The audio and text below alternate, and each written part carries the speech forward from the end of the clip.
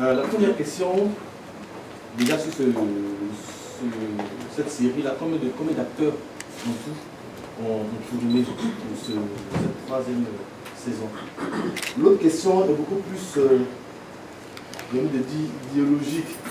Nous sommes sur un axe qui est à croiser les chemins de la jeunesse, entre la jeunesse et l'âge adulte, qui est aujourd'hui matérialisé par ce qu'on appelle la génération X ou la génération Y, ou encore appelée génération connectée.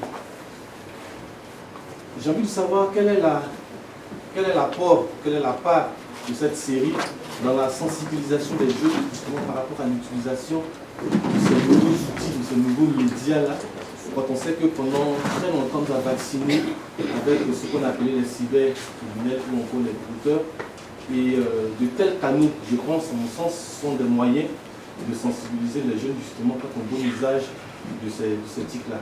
Est-ce que cette série prend en compte cette sensibilisation-là, déjà de la dénoncer et de sensibiliser les jeunes par rapport à ça? Et puis ma dernière question, c'est plutôt réclamer de votre part une promesse qu'on ne va pas assister à un remix d'une certaine série qui a été tournée sur le campus sans vouloir la citer. Je vous remercie. Combien d'acteurs? Je crois qu'il y a 37 acteurs. Quand je parle de 37, ce sont les premiers, deuxièmes et rôles secondaires. Et ce sont des acteurs jeunes, mais ce sont des acteurs adultes, comme Papa Fadiga d'ailleurs, ce monsieur qui investit sur un commissaire de police qui en fait est sa fille. Mais ça aussi, c'est une posture d'un parent. La deuxième question concernant l'éthique, le personnage Hans est un passionné d'Internet, mais juste entre parenthèses, mon ambition n'est pas de régler les enjeux de l'utilisation d'éthique. Je raconte des histoires, je ne peux pas traiter de tous les thèmes dans une série, j'en traite certains, je ne peux pas les approfondir sauf si je fais 300 épisodes. Mais le personnage Hans est un passionné de TIC et quand vous allez regarder toute la saison, j'espère que cette fois-ci vous allez regarder les 26 épisodes. Et si vous regardez au-delà de la deuxième, les 24 qui restent, vous allez voir comment l'TIC influence la vie d'un étudiant avec des situations assez cocasses où il va se retrouver dans quelque chose de très imprévu parce qu'il était influencé par l'éthique. Maintenant, je ne suis pas là pour dénoncer l'éthique non plus parce que l'éthique n'ont pas que des avantages.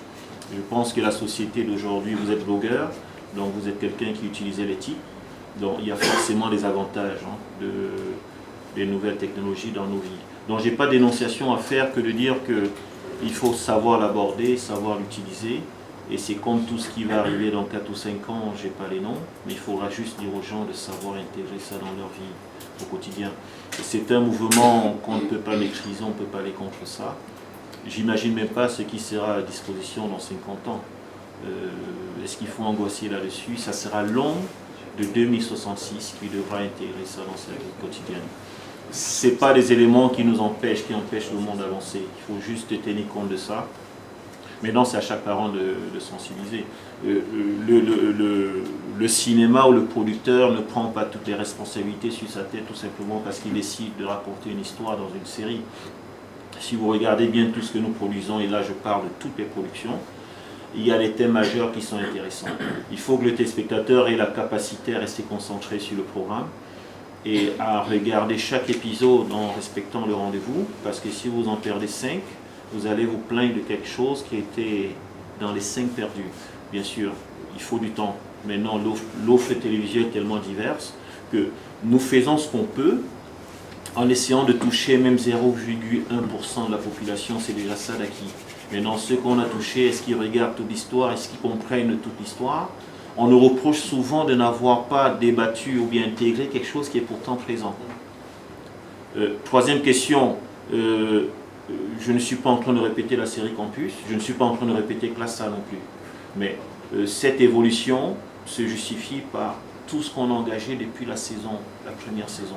Je vous confirme qu'on fait le maximum qu'on peut pour assumer les métiers sur lesquels on s'est engagé, mais il y a toujours un risque qu'on oublie certaines choses. Ne nous reprochez pas cela. J'ai eu l'impression que, au vu du premier sujet, je n'ai pas encore vu le reste, que vous vous êtes auto-censuré dans le film. J'ai vu, je ne le vois pas ici, ce jeune homme-là, embrasser sa copine. Mais on a senti que c'était... Joël, le plus beau. J'ai senti dans le film que on cachait certaines choses. Or, je me dis plus ou moins, quand on est à l'université, c'est des choses, on est tous plus ou moins pubères, on a dépassé la majorité. Quand c'est dans les films occidentaux, c'est tout à fait normal. Mais quand c'est chez nous, j'ai l'impression qu'on s'auto-censure. Est-ce le cas pour vous? Deuxième question, combien a coûté plus ou moins la production de ces 24 épisodes? 26. Ah, 26. Voilà, 26 épisodes. Et la troisième question, est-ce que dans ces 26 épisodes, est-ce que vous abordez le sujet très problématique de l'homosexualité? Parce que qu'on le veuille ou non, les faits sont là. Aujourd'hui, c'est des jeunes. On le voit, on le constate. Parmi ces jeunes qui sont au campus, qui sont un peu partout, il y a des homosexuels. Est-ce que vous abordez ce pan-là, qui est un fait aussi de société? Alors, Daouda est frustré qu'on ne t'ait pas vu l'embrasser complètement. On est en cinéma, je ne peux même pas accepter qu'il embrasse complètement, parce que ce ne sont que deux acteurs. Si on le fait en Europe, si on le fait aux États-Unis, n'oubliez pas que la télévision crédibilise le comportement. Et je ne suis pas de ceux qui s'engagent à montrer les choses en étant fiers d'avoir montré. Quand vous montrez un personnage très négatif qui pose des actes extrêmes, vous allez me dire que vous êtes content parce que voilà un producteur qui a assumé jusqu'au bout. Sauf que ce personnage aura des fans qui n'auront qu'une chose en tête, aller faire pareil. Rassurez-vous, tous ces acteurs font ce que je n'ai pas voulu montrer à l'écran. Je pense qu'il le faut. Je ne vais pas cacher ce qui se fait. Mais non, la séquence en cinéma aussi, est-ce qu'on a besoin de voir un passage de langue? C'est ce qui vous a manqué. Ça n'a pas été tourné. Je parle d'ambassade. Vous n'êtes pas dans une maison de production où les choses sont cachées, mais vous êtes dans une maison de production où on veut montrer à travers un film les histoires. Mais vous avez bien compris que ça allait un peu loin. Vous avez compris que cette situation pouvait avoir une suite. Donc si vous l'avez compris, j'ai réussi mon message parce que je vous ai parlé de quelque chose. La deuxième question ou la troisième homosexualité, oui, je vous ai satisfait en fait, sans que vous en rendez compte. On parle d'homosexualité et on a d'ailleurs le personnage dans la salle. On va revenir dans le personnage dans la salle. Ce qui est un personnage. Hein? C'est qui? Vous avez bien lu le scénario? La capricieuse, qu'est-ce qu'elle fait? Alors, je viens de me rendre compte qu'on a 3 personnages qui portent cela. Je n'avais pas réalisé que je faisais la promotion à ce point. Mais je n'en ai pas fait promotion, ça fait partie de la réalité. Effectivement, ce monde que nous révélons dans la saison 3, il y a tous les personnages que vous imaginez. Une qui s'appelle Zéphirine, qui l'est. Mais le scénario n'est pas là aussi pour mettre en évidence des situations où il y a de la pratique. Non, non. C'est pas mon rôle de le faire et j'ai pas envie de porter cette casquette-là. Mais si dans un scénario j'ai passé un message parce que vous avez compris qu'il y avait de la tendresse, il y avait de l'intimité, si vous regardez les 26 épisodes, je vous confirme, c'est 26 épisodes, c'est pas 24. Si vous regardez les 26 épisodes, oui, la thématique homosexuelle est abordée. Sauf que on n'a pas écrit un scénario où il y a l'acte. Mais on comprend très bien qu'il y a des personnages qui le sont. Il y en a qui sont un peu entre les deux. Mais ça fait partie de la vie des jeunes. Je pense qu'on a au possible pas oublié certaines choses. Mais non, on ne peut pas tout mettre parce que ce n'est qu'une série. D'autres séries vont traiter les thèmes que nous n'avons pas. J'ai oublié la deuxième question. Le budget. Le budget, j'ai encore 7 jours de tournage, donc je ne l'ai pas encore complété. Donc je vais vous faire un bilan quand j'aurai fini de tourner, parce qu'il y a encore des activités qui ne sont pas faites, le tournage, le montage, l'étalonnage qui est en train d'être fait à l'extérieur. Ça coûte de l'argent. Ça coûte tellement de l'argent que j'ai eu du mal à boucler cette saison, je l'ai dit en introduction. Ce que j'ai dit en fait, c'était une façon de dire que je n'ai pas été capable de mobiliser tout le budget qu'il fallait. Et si je le dis, ce n'est pas des histoires de millions, c'est des dizaines, c'est beaucoup de dizaines. Sur la régie de tournage, les acteurs qui sont dans la salle ne sont pas encore payés. Ils savent combien ils vont toucher, mais ils n'ont pas encore été payés. Les techniciens ont été payés pour la plupart, pas tous.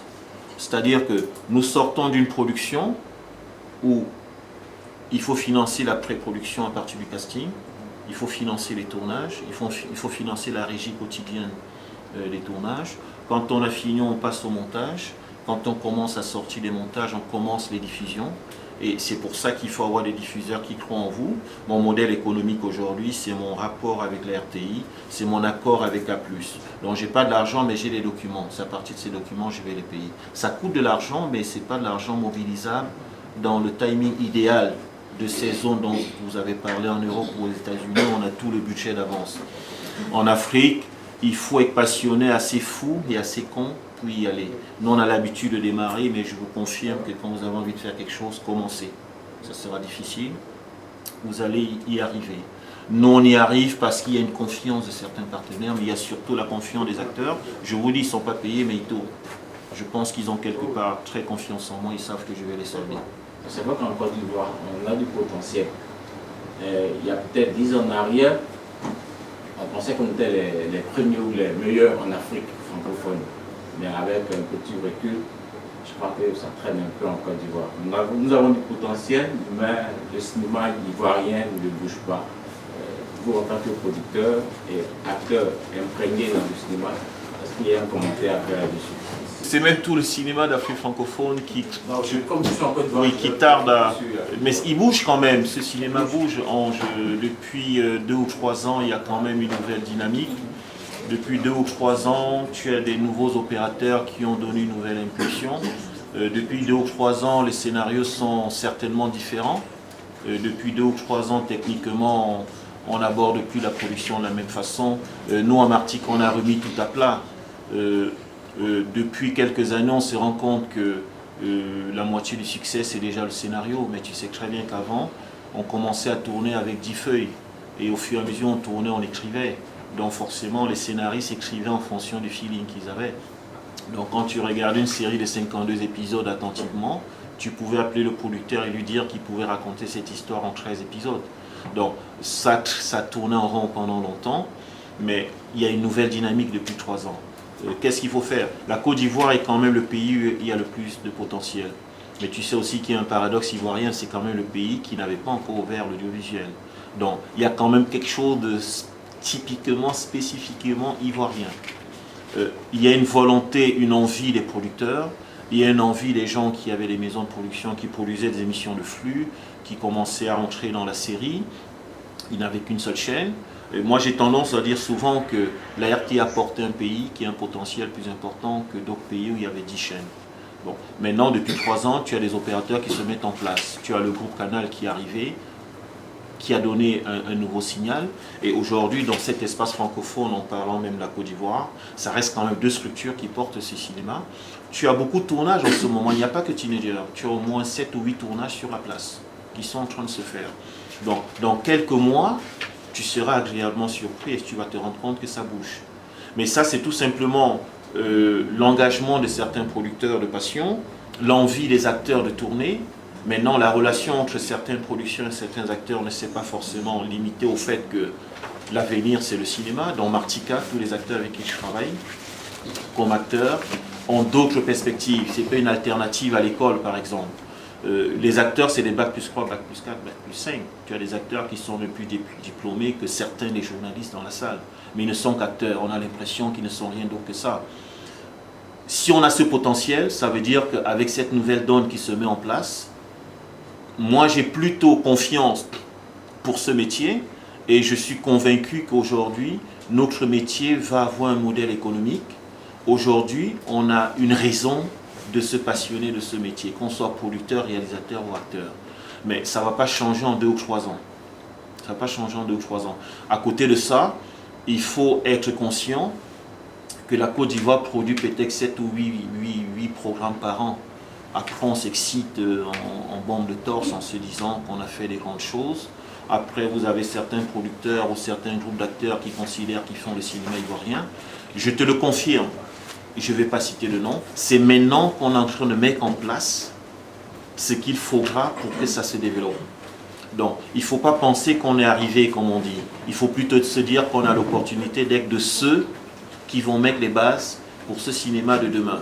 Quand j'ai dit ça, je te complète que ce demain, ce n'est pas nous. Ce demain, ce sont des jeunes cinéastes. Ce sont ces jeunes qui, quelquefois, pour la Côte d'Ivoire, ont tourné sans soutien. On a entendu parler d'eux que quand ils ont décroché un prix dans un festival, ça veut dire que ce n'est pas rien.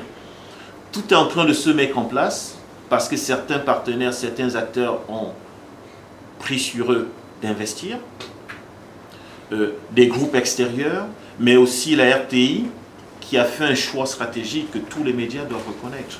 Il y a quand même quelque chose qui est en train de se faire parce qu'il y a cet engagement. Il y a quelque chose qui est en train de se faire parce que vous avez une chaîne comme A+, qui a lancé un signal sur tout l'espace francophone. Mais au milieu de ça, il y a qui? Il y a le producteur qui a besoin d'avoir autour de lui plusieurs partenaires, pas qu'un seul. Qui a besoin d'avoir plusieurs diffuseurs, qui a besoin d'avoir plusieurs même sociétés de distribution, y compris des structures qui sont prêtes à financer le cinéma. Il faut que les médias participent, à mon avis, à une action structurante. Arriver à expliquer qu'économiquement, nous sommes dans des métiers qui peuvent être rentables, que nous sommes dans des métiers qui peuvent porter des emplois, nous sommes dans des métiers où on peut faire du fric. Le Martika qui te parle, j'ai passé une période où j'ai fonctionné pendant 4 ans sur une série. Pendant 4 ans, au moins 3 ans. Imagine que cette série, c'est la saison 2 de Teenager, si je n'ai pas produit autre chose, je commence seulement à reproduire. Imagine que je fasse ça dans un timing normal qui est de 6 mois. Si tu regardes les performances en termes de chiffre d'affaires en dehors de ce que ça m'a coûté, quand je fais ça sur 3 ans, je ne vois même pas les marges. Parce que les marges sont complètement diluées sur mes 3 bilans. Ça veut dire que je reste pauvre, pas parce que je le suis, mais parce que le modèle économique n'est pas encore mis en place. Mais c'est en train de se faire actuellement. Si on se parle dans 3 ans, je serai beaucoup plus riche. Voilà.